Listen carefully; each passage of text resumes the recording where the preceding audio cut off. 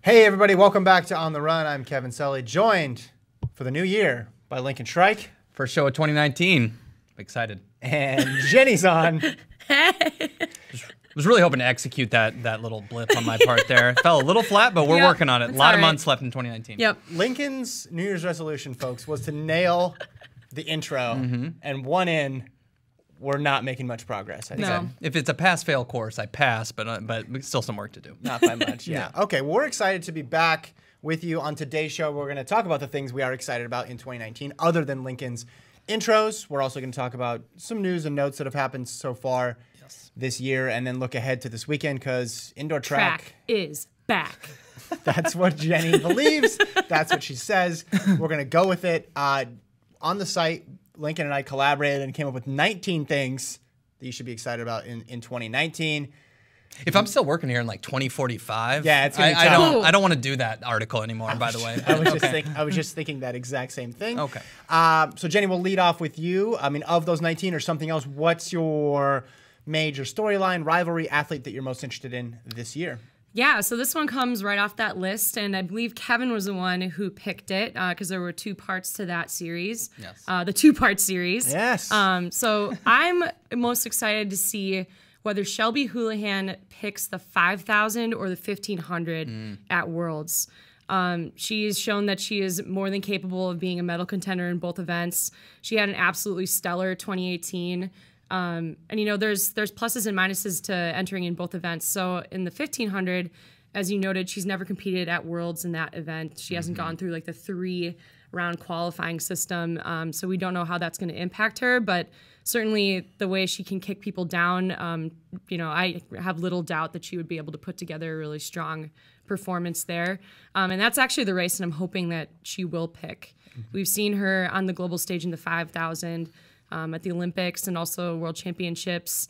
But yeah, would really like to see Shelby throw down with the big dogs in the 15. I don't see how anyone can rationalize her being in the 5,000 again. Right. I know she broke the American record, but when you look at just the amount of people she'd have to overcome, people who have run in the 1420s, and she's close to the 1420s, 1434, but I just think you have to pick the 1,500. I think beating Jenny Simpson and being better than Jenny Simpson on multiple occasions last year, a great indication that Houlihan has a great opportunity to medal. Obviously, she was up there in the Diamond League final, almost beat Laura Muir.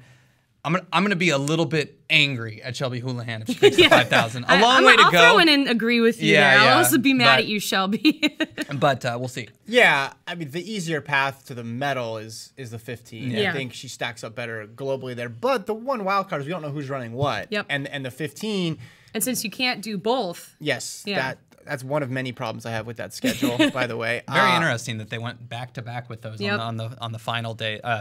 October 5th or whenever it is, literally back to back. Yeah, there are a lot of doubles that are not in play this year. That's unfortunate with a 10-day track meet. 5,000, no U.S. woman has medaled ever at the Olympic or World Championship. I know we talked about that at the end of 2018. It's a new event for the women because there was a lot of times they're running the 3,000, but even still, the U.S. women have medaled in the 10, they've medaled in the 15, the marathon. Like, that's the one thing that they can't figure out.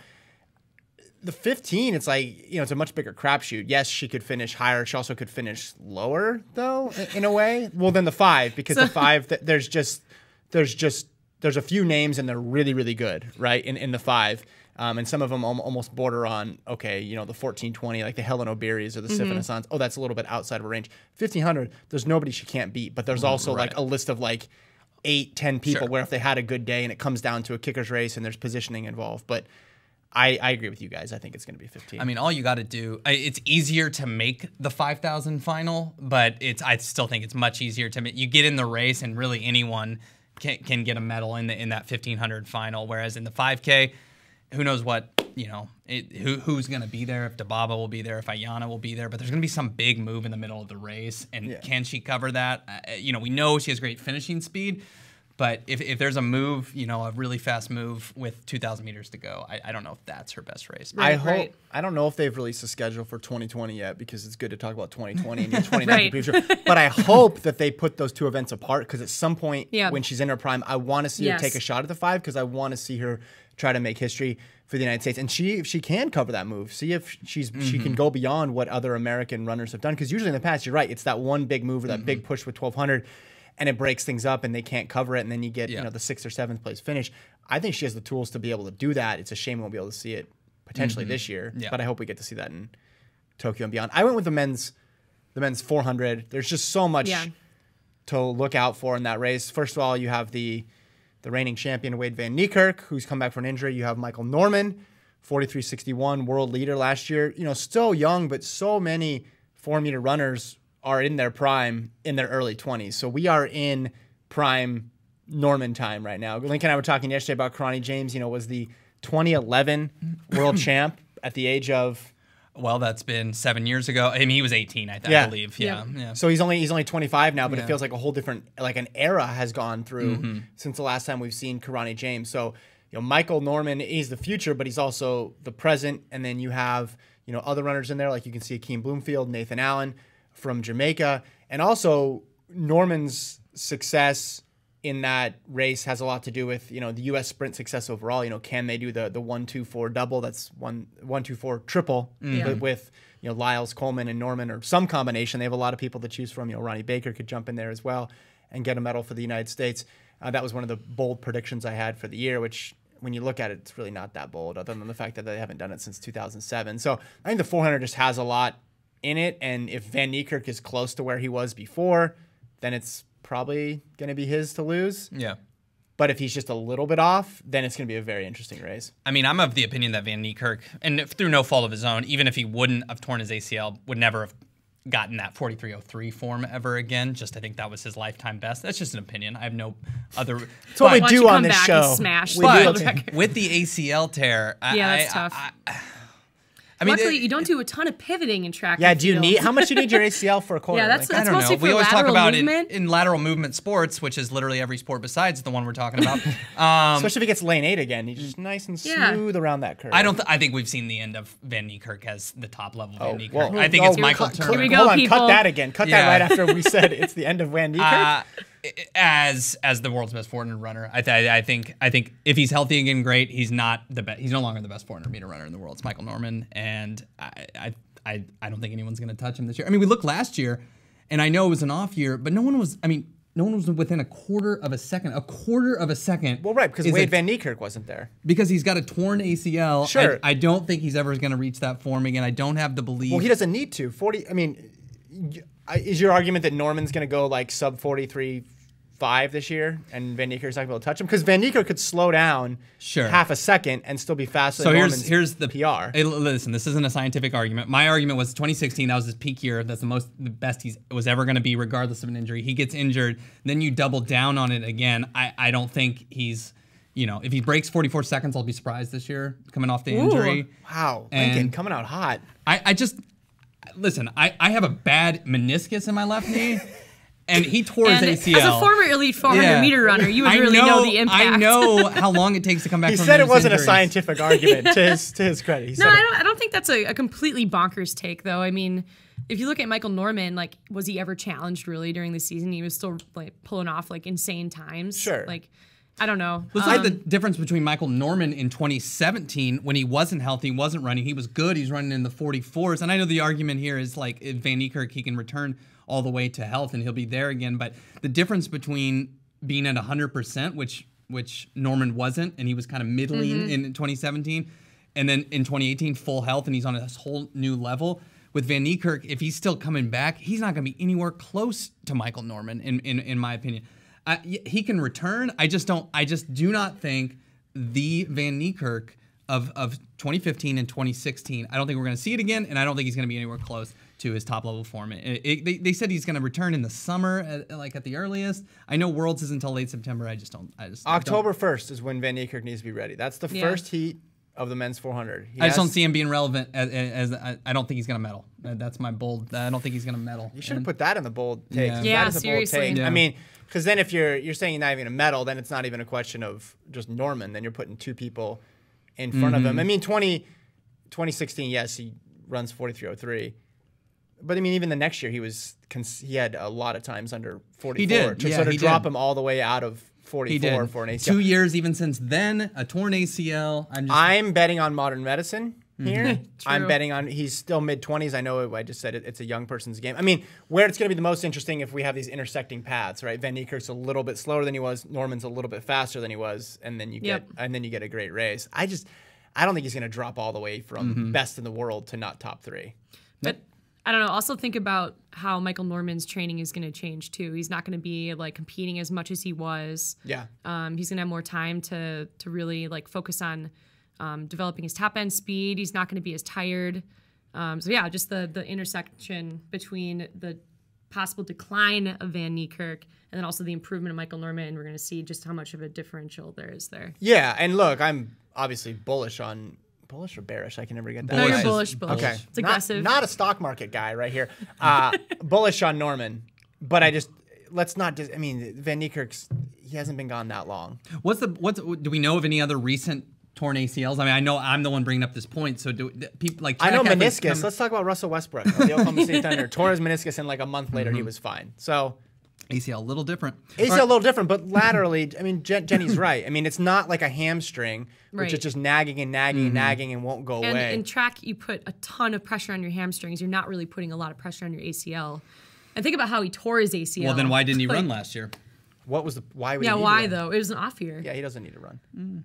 I would have probably taken that year off too if I was him and recovering in order to try to make sure I was fully back to strength. Well, the reason he's saying he's not running till the summer is because South Africa and the Southern Hemisphere, they have like a winter outdoor season for us to be there. Yeah. Their summer outdoor season. So he's explaining, I'm not going to be in these South African meets in February and March, which makes perfect sense. Why would you do that? Wow. So Lincoln coming out of the gate hard. It could happen. Big sell. And we'll transition this right into the thing I'm excited about. Well, then I just want to say I have a shirt that says "Keep Calm" and Wade Van Niekerk. It was made by one of the listeners of the podcast, and I feel like I need to give it to you. Why haven't you worn that on the show yet? I need to do that. I wanted to synchronize the blue, and it's not blue. So next week I'm doing it just for you, Lincoln. Well, the thing I'm excited about, other than the downfall of Wade Van Niekerk, no, I'm just kidding. I'm not rooting for anything like that. That's just my prediction. Jeez. It's bold. But the thing I'm excited about, 2019. There's obviously too many things to list here. I feel like the accompaniment of the thing I'm about to say, I need the "I Wear My Sunglasses at Night" song. But the Midnight Marathon in Doha. We've never seen anything like this, and if God is willing here, we will never see anything like it again. But. The marathon, is it the men's and the women's? It's the men's and the women's. It starts at 11:59. The World Championships in Doha coming up obviously way later in the fall. They're going to be run at midnight to avoid the heat. The IAAF doing their best to kind of spin it as a positive thing. It's going to be quirky. It's going to be weird. It's going to be interesting to see how TV crews pull it off. What time is midnight in Doha our time, Central? I think it's probably middle of the day. It's 6 hours? Could have 6 or 7. We can look that up, guys. we have the technology. We have the power. Fact. I mean, they're 9 hours ahead of us, so it'll be 3 o'clock in the afternoon here in Austin. Perfect for us. Perfect. We'll just go right into prime time viewing. How did you get 3 in the afternoon from midnight? If they're 9 hours ahead. Well, they'll start at midnight and then 9 hours back. So they're 9 hours. I didn't even check him on the math. Okay. I gotcha. Regardless, it's just perfect. Look, so you're interested in them running it? I mean, they're gonna have lights. I'm just fascinated how it's gonna be executed on a technical standpoint. I don't care anything really about the race. I mean, it's a World Championship marathon. Okay. I'm more curious about like how runners are gonna try to adapt to that. They have to change their training schedule completely to try to acclimate to that. Just run in the middle of the night. Yeah, seriously. Like, how are they going to try to adapt? I don't know. I think you're going to see lower participation than we've seen. I mean, obviously Kipchoge is not going to be there. Farah is not going to be there. You're running. I mean, it's just going to be. You know that meme where it's like a person's brain 3 different times. Yeah. So the basic level is midnight marathon. The second level is 12:05. Heptathlon 800. I forgot about and this. then the final level of track and field midnight hipsterness. I know where you're going now. Is decathlon, 12:15.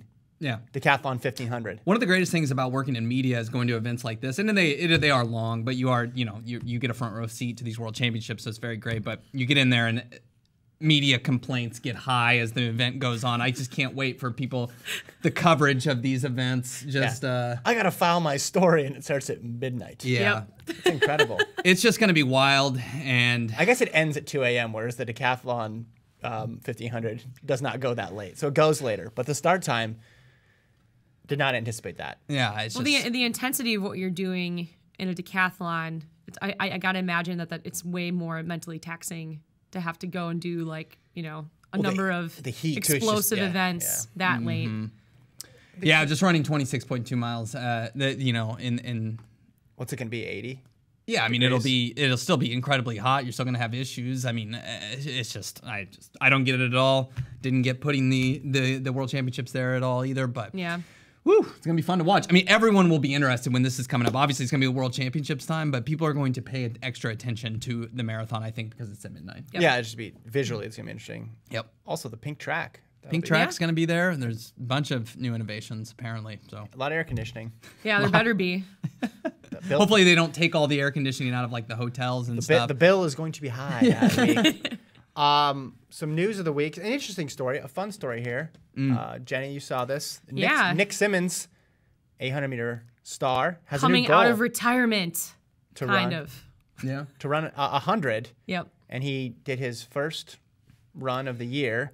Good old time trial. 12:36 was it? That was from the standing start. From a running start, he had about a 15-meter lead in there to get some momentum going into the starting line. He ran 11:6. So his goal is to run sub 11. And I did a little bit of number crunching here to try to figure some stuff off based on his 400-meter PR. So his best ever 400 is 48:53. 2015. Yep, FloTrack 2015. throwdown. Yep, I was just gonna say from the FloTrack throwdown. So that's averaging about 12.13 seconds per 100 there. Yeah. Ooh. So if you want to look at that, that wasn't even in his prime. I think his best was 144 in 2015 in 800. Oh, 142 at the Olympic final. Yeah. Yeah. Yeah. You're talking But I'm about. talking about Oh, I see. My bad. in that year. Still thinking about Van Yep. Kirk. Sorry. So yeah, that considered it, and he's been retired for well over a year now. Yeah. 17. I think he might be able to get into the low 11s. I don't know if he can break 11. Sub Based on 11. that. Sub 11 is quick. It is very quick. Sub 11's no joke, and anybody who's watched Nick Symmonds' career knows he wasn't coming at the 800 from like a sprint, like a 400 perspective, right? He was always, he always had a strong finish, but that was more because he was smart tactically and had more left and would close quickly as other people fell apart. He also just didn't get off the line very well. Right. That was just kind of his MO. I mean, he did finish well, but he also wasn't a fast starter. He just never didn't that's have something that top end he's speed. historically he's always admitted to. Hence the bison thing. Yeah. You know. I think so if he does this from blocks or with fully automatic timing, obviously it's going to be even tougher. So I think he should do a compromise because I saw the 15-meter rolling start, and that's obviously going to make you faster. Gives you a huge advantage. Yeah. But I think with someone like Symmonds, he needs like a 200-meter rolling start. I think really he should lean into this whole thing. I think he could top just speed until 200 meters. I think that might be the case. So I think we should make a compromise. You should make a compromise. You can do hand timed. Sub 11 still counts, but the 200-meter rolling start needs to be in play, or the 150, and that'll balance out any advantage he would get from the rolling start. He's got to take a while to get going. I think that's a fair compromise. Or put him in blocks. I think that would be fun too.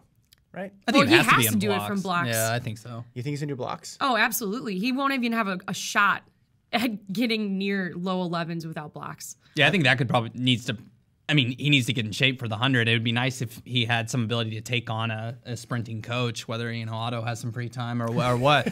but he needs to obviously work on his starts. I mean, when you watch the video, he's not using blocks, but the start takes him a while to do it. Not to be a skeptic, but a lot of this is just for him to stay relevant, which no one wants to be irrelevant. I am skeptical that he can break 11, as I think most people are, but I think that's probably what Nick wants at this point, is everyone to kind of be somewhat skeptical that he can do it. I like the goal too, because even if he doesn't break 11, it's still kind of impressive if he gets like mid to low. Honestly. It's interesting because his last goal, or another one of his goals, was like to climb all these mountains, right? Yes. So you go from one extreme in terms of like Yes. a feat of pure endurance to like the shortest event competed at the Olympics. I think more people should have goals about going fast as opposed to going long, because then you can actually kind of do it, and even if things don't go perfectly, you can still get to the start line. If you come up a little short, you were better than you were. Yep. When you always set the goal of like, I want to run a marathon, or I want to break this time, or I want to run this ultra, it's like the training is so arduous that there's even a lot of questions about whether to even get there. Yeah. So in 2019, people should make sprinting goals. That's right. That's my big takeaway. Maybe that's what I should do in 2019. And rolling starts should be legal as long as they're over 100 meters. I mean, that doesn't make any sense No. because I mean, you look at the 200. The second 100 of a 200 is always faster, typically faster than people's 100 PRs. Oh no. Well, for Bolt, not for Nick Symmonds. Well, You're talking about a guy whose entire career was just building that momentum. Yeah. Let's keep going with that. Let's build on that. Yeah. I will be surprised again if he does this. Actually, tremendously surprised if he does this. It's going to be up there with the sub 2 minute. No, I'm just kidding. But hey, you gotta have goals, and It's a good message for the You kids. gotta out there. have goals. You gotta have them. it's I do important. want to mention that he's also continuing to train to continue his mountain climbing pursuits. Right. So he's doing that at the same time as Sure. he's doing his sprint training. And I don't know, Nick Symmonds, if you're going to be watching this at any point, I want to know what kind of training you're doing, and if you're working with a coach, I want the Yeah. details. On the mountain climbing or the sprinting? No, the sprinting. Well, he needs mountain it. climbing. You know, you just throw on a backpack and you step on the Stairmaster, and that's all it takes, right? That's it. That's what I've heard. You know, there's a quick DIY to Everest. Yeah. You know, I think I have that in a little handbook. He has to have a coach for this to happen. Yeah, I think. absolutely. I mean, maybe if he doesn't have a coach, then there's no shot at all. It's a brand new thing. He's just starting out. I think he's just made a couple videos. Subscribe, Nick Symmonds. Just kidding. But he I think you have to have a coach, because I mean, like, imagine if I was trying to. I mean, I know he has infinite more track knowledge than I do as far as physical and stuff, but in the 100, I mean, you need to know what. And talent and fitness. Yeah, all those things. Okay. Just general discipline. But I mean, you need to know what weightlifting regimen you're going to be doing for the 100. He does look like he's still been lifting. Oh, It's sure. Like he looks Sure. he looks fit. He's been lifting a lot of fish on his fishing trips. Well, you get. It's crazy because go back to 2015, right? He won the U.S. title that year. Yeah. Yep. And then 2017, he retired, and then there was an injury in there. But it's just crazy how quickly at that level you can go, you know, from being the best in the United States to not being able to advance to the final in the U.S. So it's like a 2-year gap, you know, could make a huge difference here. Maybe, Yeah, I'm wondering if he went to the Olympic Training Center in Chula Vista, would he get kicked out? Would he? I'm just kidding. bringing that full circle. Speaking of news, Yeah. You can read that story on the site. Yeah. Let's look ahead to this weekend. There's Yes. a slate of live events on the track. You got the Dartmouth Relays. You have the Corky Classic in Texas Lubbock. Tech. Yep. And you have the UW Indoor Preview in Seattle. Start first with you, Lincoln. Yeah. What are you looking for? I mean, you know, we're just a week and a few days into 2019, but I'm ready to see some sub 4 miles if we can. Drew Windle in there. He's run 4:09. Obviously, he's an 800 guy, but maybe, just maybe, he's in shape to do that. He ran cross country earlier. He did, and he ran really well last year here. He ran the K and beat David Ribich, who's like, you know, that's more of his distance there. Possibly a sub 4 attempt, and it's gonna be interesting to see what type of shape Windle is. Yes, it's January 12th. It doesn't matter what shape anyone really is in, but his outdoor season affected by kind of some exhaustion coming off the indoor season. What's he doing now? I mean, it's a good sign that he's racing this early. That's Drew Windle, but can he mix it up with some of the guys? Amos Bartelsmeyer, he's a pro now. He's broken 4. There's just some guys in there that can break 4 even on this early season meet. So let's see if they can do it this weekend. I went with the Texas Tech meet. There's going to be 6, I think, in Lubbock this year. They have a brand new facility. It's slightly at altitude, so there is a conversion. So the sprints get, I think, 0.02 slower when you convert.